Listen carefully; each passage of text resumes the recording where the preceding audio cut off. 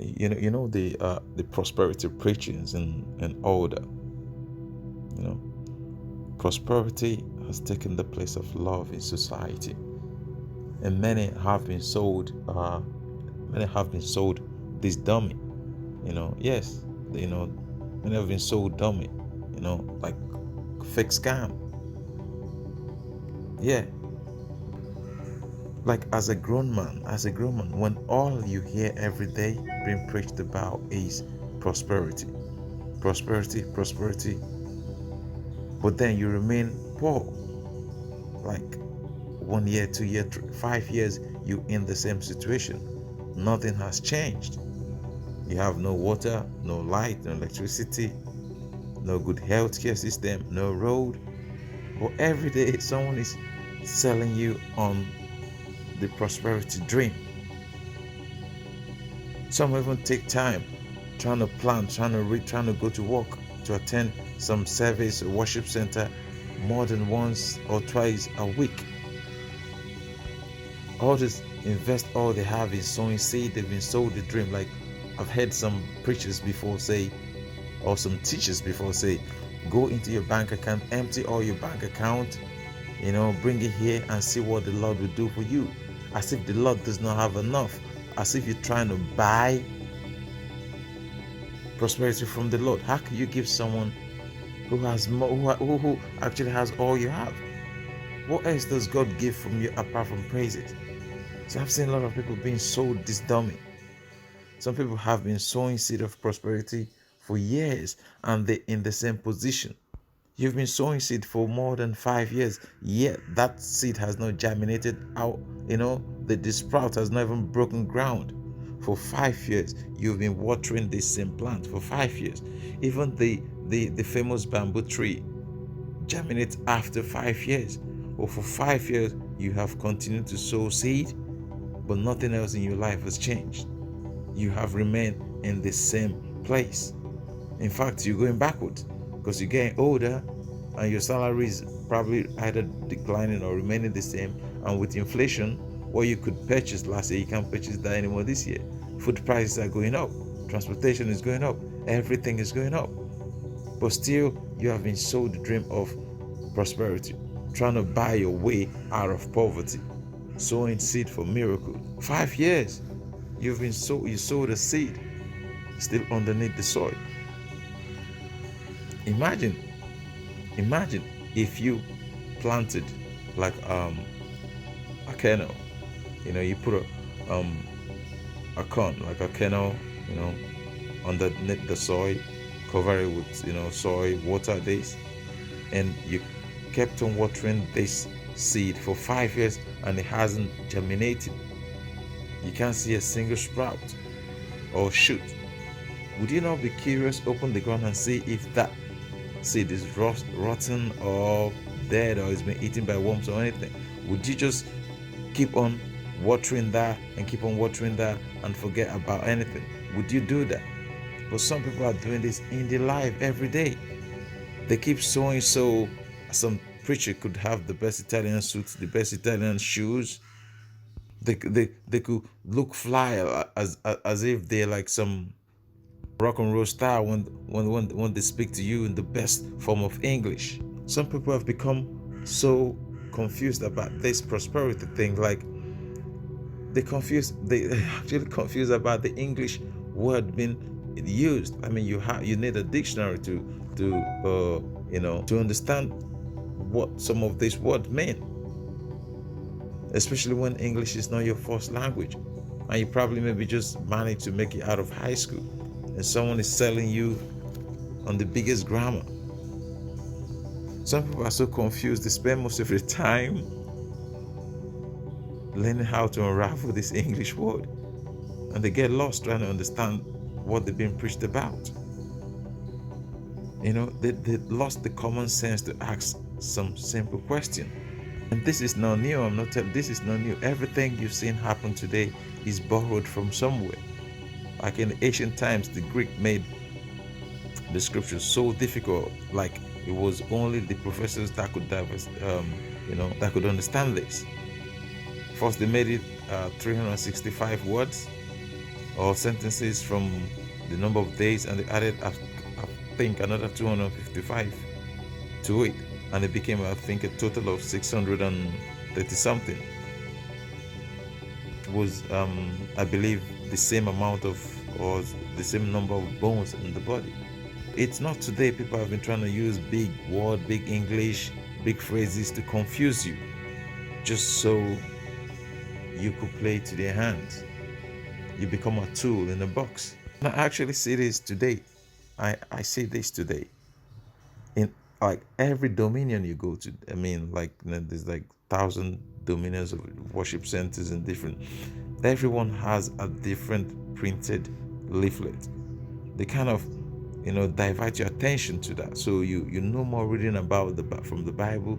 You're reading more from their printed books on you've seen the word how they want you to see the word. You've been blindfolded. The Bible is being interpreted for you, word for word. They make you believe you're too stupid to study the Bible and understand its teaching, that you need interpretation from them. You've become bamboozled with these sophisticated phrases. This is that stops you from asking a simple question. Why? What? And the most important one, who am I? Because when you ask who am I, you take a note of where you are today. And then you ask yourself, who am I becoming? And that is all you need to ask yourself. Who am I becoming? What are my goals? Are they written down? Do I have a list for my life just like I have a shopping list? Are they long-term goals or short-term goals? Even this week, what are my lists for this? What are my plans for this week? What did I plan to do this week? Just this week. They say what you become attracts. The only way you could get out from where you are, you have to become something. You see something you envisage to be, you have to put it down on paper and work towards becoming that. Like I said, work towards becoming that. You don't get what you desire, what you want. No, you get what you become. Just like in salary in your office. You don't get the same salary as your boss. Why? Because they offer a different services from you. So to have your boss's salary, you have to be able to offer that same service. So where you are today is based on the service you're offering. And you're listening to me today. I can say wholeheartedly, I know you listening to me today, you do not have a list. Yes, I know you do not have a list. And you know what? Because I know you do not have a list, I can guess how much you earn per month. I can truly guess how much you earn per month because you do not have a list. You do not have a goal. You do not have a dream. I can honestly guess how much you earn per month. Yes, they say a man without a dream is poor. That is simple. A man without a dream is poor. If you cannot see yourself beyond your present situation by doing, and I mean seeing yourself beyond your present situation by doing, by what you do. They said many have retreated so much that they have no pause. They have no fear anymore. They have no challenges. No, they overcome nothing. At the same time, they said it is sometimes easier to say a prayer than to face life and overcome it. Many just focus on praying alone and not working towards it in any way because it's so difficult to make a list. I know this. It's so difficult to have a dream. I know this. It's so difficult to write it down and then trying to execute. This is very difficult. That's why many don't do this. This is very difficult. That's why many don't do this. I know. Some people go as much as committing suicide or traveling to some remote places just to run away from their problem, to find a refuge somewhere. And currently, a lot of people are finding refuge these days in worship centers because they know it's like they've taken a life of giving up on life to become poor. Just pray, pray, pray. Pray, pray, pray. That's all they do. Pray, pray, pray. And not working towards anything. God says walk and pray. So what you become, your hand skill. God, the same God says your hand skill will make you shine what you offer to people, the services you sell, that's what will bring you. You will be celebrated in the light for what you've been doing in the dark. Many just focus everything on just praying alone. And for those who focus every single thing only on prayer, that's because they've given up on every other thing. They're giving up on hard work. They can't even make a list. If you can't even make a list for yourself, how can you not set a goal? How can you not have a dream? How do you know what you plan to achieve or not to achieve? It's like they're playing the lottery, with prayer, waiting for their turn. You must ask yourself this question. Am I spending my life being part of someone else's plan? Someone else's, like a tool in the hand of someone else? Is this all I have come to do? Be like a machine, to contribute to another person's success. And hopefully, there might be some scrums that will drop my way. Why the Lord has said, I've not put you here to be a pauper, but a king. Take, for example, in Africa, the population is approaching how many billion now? Or billion in Africa in general. We have, and take, for example, Europe population, the actual Europeans population, it's so small. Take, for instance, a small country like the Netherlands. The Netherlands is like, let's compare Netherlands to Nigeria. Just Netherlands is like, the whole Netherlands is like 10% of the Nigerian population. And in Netherlands alone, they have 33 billionaires. I'm talking about in dollars, 33 billionaires. And in Nigeria, which is approaching about 2 million people, whatever, 2 billion people, whatever, I'm not sure. About 2 million, I'm not sure. Nigerians have less than 3 billionaires in dollars.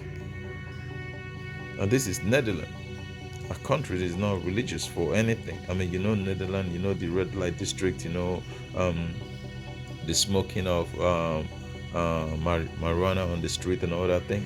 It's not a religious country. It's not a religious country. But there's a fundamental love for one another, human.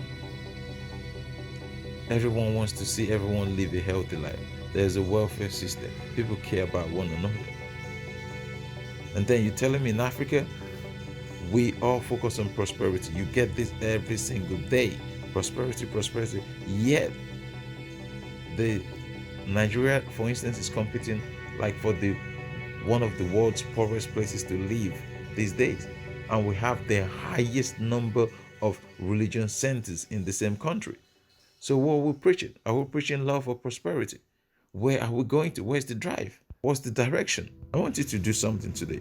When you sit in a worship center or house today, and the preaching is on prosperity, you should be brave enough, at least if you can't say it, because I know most of you can't say it, you should be brave enough to at least write this down at the top of your page. And maybe that note you always take, so you could write note of wherever the is being preached. You could use that note and start making a list for yourself. At least split that note into two. On one side, write whatever you've been written before. On the other side, write a list for yourself and say, who am I? What am I becoming? What do I plan to become? What do I plan to achieve? How can I work on myself? What skills do I need to work on apart from just praying? When I pray, when I ask God to award me a contract, lead me, give me a job, what else do I need to work on? Do I need to be working on something specific? Because when I'm asking God, I have to be specific. I have to say, God, please, can you help me? I'm applying for this job, but I'm going to try and work on this and this and increase this. Can you also just make a note? On that same note, make a note and say, right at the top of that page, Pastor, please move on to something else. This prosperity doctrine is not working. It's failed. It's failed for the population, I know, but at least maybe it's working for the minority, those who are spreading the word. It's working for them because they're growing in revenue. They're growing in revenue, and while you are dying in poverty. So the prosperity doctrine is working for some people, but not for you. So therefore, you should focus on working on yourself to become something. It's this is the thing they say, work on yourself more than on your job. So if that's preaching, if that praying is your job, try to work on another skill. Still keep praying, because the Lord, you have to pray to God. He does a lot for us without us realizing. We wake up every day not because we can. We cross the road every day not because we can. We go to work and there's no bandits kidnapping us, there's no gunmen kidnapping non-gunmen or whoever, there's no terrorist attack. We survive every day not because we can, because the Lord does that for us. They say, if the Lord wakes you up every day, He has a plan for you. But write down, make a list, have a plan. Say, this, I'm going to do this, this, and this, because next year, next month, I want to be this, this, and this. Don't just write down quotes and quotation from the Bible. No, something else. Of course, to God, we are all the same. But you have to have a service you can sell to someone else to maybe pay your house rent, pay your light bill, pay your water bill, send your kids to a better school, eat good food at least. The price of food and everything is going up 3 times. Someone said they bought 4 eggs for 100 naira now. There's like 1 egg is almost 100 naira. Can you imagine that? And the same people, I know some people who've been on 20,000 naira for the past 10 years. How can they feed? These people have families. So that's what I'm telling you. So life expectation in Africa today is less than 60.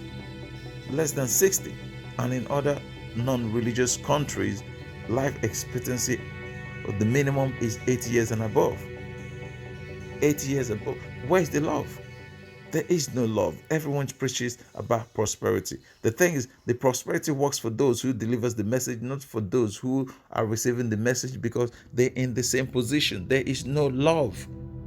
It's not a two-way thing. It probably be a one-way thing from the masses to their preacher, because they idolize these people. They see them in gold and whatever. But it's not the other way. Because if someone loves you, they wouldn't see you suffering, see you being shackled, see you being a tool. How can you love someone? I had a story from one of these religious centers. There was a junior pastor. These churches, they always have junior pastors and whatnot. A junior pastor whose wife had probably a lady she's met in the church and all that. These days you have to go marry in the church and whatnot. A junior pastor whose wife was having a baby, or the baby was meant to be delivered, and then they had some medical complications, so the baby had to be delivered through cessation. Okay, so therefore the bills went from maybe 40,000 or 50,000 to 200 or 300,000. Now this is a junior pastor in a well-to-do church. One of your, I'm not sure, they said they have this G7 church. One of your G7 churches, a well-to-do church. You know what? This guy was left on his own. The church never, the GO never came to his rescue. The church never came to his rescue. Just 250K. Now it was individual within and outside the church that rallied around, put the money together to see that this junior pastor's wife got discharged from the hospital. Can you imagine that? Even if you worked for an organization, not a church, not a place that is meant to be a place of love, if you worked for a different place entirely, just a company, they would at least show some concern, like, this is our employee. He has been offering some services. How can we assist him in times of need? So if the church doesn't even come to your rescue in time of need, that should not tell you this thing is one way. There is no love. If the church can rescue you in times of need, when else would they? If the church was not there for you, they said a friend in need is a friend indeed, or something along that line. So they could not actually assist a junior pastor. Then imagine you yourself. So you have just been a tool all this time in the hand of the master. And the horrible thing, after this child and the wife, the wife of the junior pastor and the child was discharged from the hospital, they end up having a dedication in that same church. They end up having a child dedication in that same church. You now just take a second just take a second and let this marinate, play this over in your head. They now had a church dedication in the same place. If it was another company, the guy would probably quit. But this is to show how we have degraded ourselves so much that all we focus about is, it's like everyone is just waiting their turn. So that basically just says the whole thing to me. There is no love in preaching in all these religious houses. The Bible says it clearly. Let love be your highest goal. Nothing else. Let love be your highest goal. There is nothing above love. Another chapter in the Bible says it. Love your neighbor as yourself. Another chapter in the Bible says it. Actually, Luke chapter 10 verse 5 says, only those that showed love, made heaven.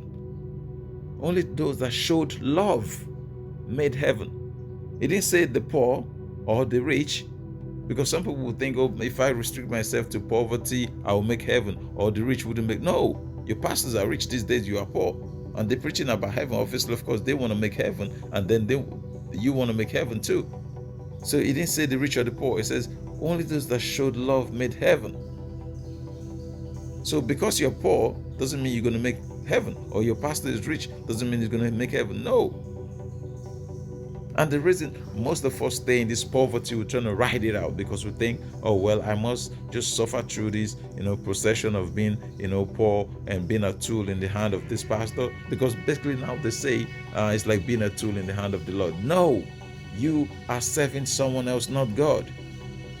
And you say, maybe someday I shouldn't complain because someday it's going to become my turn. When it becomes my turn, I'll probably do it how I want. And that has been the problem of the current youth in the country, in Africa. No one is able to stand up and say something when it's wrong, because everyone wants to wait, hoping it's going to be, their turn. They ride out the storm and hope someday it becomes my turn and I do the same thing. And this happens in every society in Nigeria, from the churches to the government houses. You go around. They say the government is corrupt. Of course the government is corrupt. The government are the people. You go around to every civil authority, from the passport office to the embassies, to the airports, to every single place you go, someone would try to extort money from you somehow. That's not the biggest man. No, it goes down to every single one. So I'm telling you. So if you keep waiting there and saying it's going to get to your turn, sorry, bro, it wouldn't get to your turn. I know. You will say, I'm cursing you or something. No, it probably wouldn't get to your turn. Because for it to get to your turn, you have to work on yourself. You have to develop some certain skill that it's sellable. They have to be willing to buy your skill for more. That's the thing. When you develop yourself, not only would the church come after you, other organizations will come after you, because now you have a skill to sell. Everyone in business wants to make some sort of income, and now services are sought after. Why do you think some people earn 100,000 an hour, while some people earn 5 naira an hour? It's the skill set. So if you don't work on yourself, you would remain in that position. They say you become, or you attract what you become. So you've not been attracting anything recently because you remain in the same position. It's simple. It is simple. Because you have refused to work on yourself. You have refused to make a list. A simple list of what you need to do, what you need to work on, how you need to improve, how you need to get out of where you are. What you become attract. I keep saying this. What you become attract. Beauty attract beauty. Success attract success. It's simple, because why? Beauty and success, they go in the same direction. Haven't you seen it when you go to a meeting or gathering? Those who speaks maybe the best language or best English, once people start speaking, suddenly the whole group splits into half, and some people align themselves with others, and some people align themselves with others. It's that simple. You attract what you are, and people are willing to hear what you say based on what's coming out from your mouth. So if you don't become, you're only going to attract what you're currently attracting. So to change and attract something different, you have to change you. The environment will remain the same today, tomorrow, next year. We're going to have rainy season and dry season. The only change that could happen is the change you make. You decide to spend your whole life becoming a professional prayer warrior, of course, you will attract people who are looking for such services, and they'll pay you how much you want for doing that. But because you're doing that for people, not for yourself, you would remain in the same position. The current dominion of religion based on prosperity has failed the majority. I keep saying has failed the majority of people. It hasn't failed totally because it has benefited the few, those who have set the system. It has benefited them, but it has benefited these people at a cost to the majority. So the minority has achieved what they set out to achieve, but the majority have failed willingly, unknowing. They've been sold a dream, a dummy, a scam. What that church did to that junior pastor, that is just one example of so many stories I've heard. That showed me the definition of selfishness, self-centered, lack of love in the society. Lack of love in the society. When people should be preaching prosperity, they should be preaching love, because all the flourishing nations in the world care about their people. They show love to their people. When the people are held in different countries, they rally around to say, oh, if he is, even if he's not, even if he's guilty first, let's try him with justice. The kids, they rally around for their people. That is love. If you have a passport of certain countries, wherever you are in the world, when you get into trouble, the embassy in that country will come look for you. That is to say to you, you've done wrong, but you are our people will let you face law just like it will be done back home. If you're wrong, but you still have. It's just like a parent to a child. A parent doesn't discard a child for doing wrong. No, they correct them, but they still love them. That is what a country, society, a continent to do to its people, not sell its people out. Not use its people to play dice. Like I remember I used to shoot dice when I was a kid. No, you can't do that with human. But the worst thing is that you have allowed yourself to be used as a tool at your age, 20, 30, 40, 50, 60. You're still being used, it's still being sold the same dream you've been sold in your childhood. You're in your 50s, your 60s, and all you do is focus on just praying and wishing things will change. What are you doing about it? What are you planning about it? Are you writing anything about it? Are you working towards something? Do you have a list? They say when you make it, reach down and help another. Like they say back home. When you've blown, you should reach down and help those that have not blown. Bring them out. Show them the road. But no, this is not what's happening. Most people, when they've blown, they want to keep you down there, trap on you, make sure you could contribute more. They have one jet, they want two. They have the best suit, all they want is me. Self-centered. The love for prosperity, the love for money. We should see this in our environment today.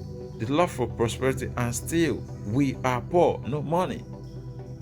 That's because we have remained the same people, the same thing. We haven't become anything. We can't attract anything. They say what you desire, what you want is not what you get. The prosperity you seek will come when you become, or when you choose to become, when you start by working on yourself. Work on yourself. Write down a plan, a life plan, so you could contribute to your own personal growth, your own personal rescue, your own success. If you don't do that, I tell you from today, if you don't do this, you will continue to contribute to someone else's plan. And then the thing, you think like someday it's going to get to you. It's not going to get to you if you just keep waiting. Africa is not really growing as you think. A single company in the US has a higher GDP by than most African countries. One single company. And you think Africa is growing, is going to get to your turn. It's not going to get to your turn. You have to stand up, right up, make a list, plan your life, and go for it. Some people use vision board or whatever. Just write down something, make a list, start somewhere. If you haven't read in 30 years, pick up a book today. I'm so happy. I was speaking to some people, they started reading again after 5-10 years. Rediscover yourself. That thing you were dreaming about doing as a kid, maybe write it down again, have a look. Get people around you. Start something. It's never too late as far as you start writing down something and working towards yourself.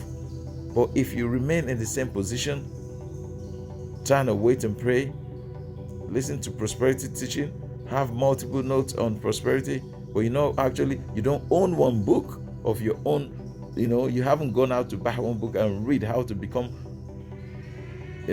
rich or how to develop yourself. You've just listened to the teachings in church of, you will become. And people are telling you and no one is showing you, and you think things are going to change.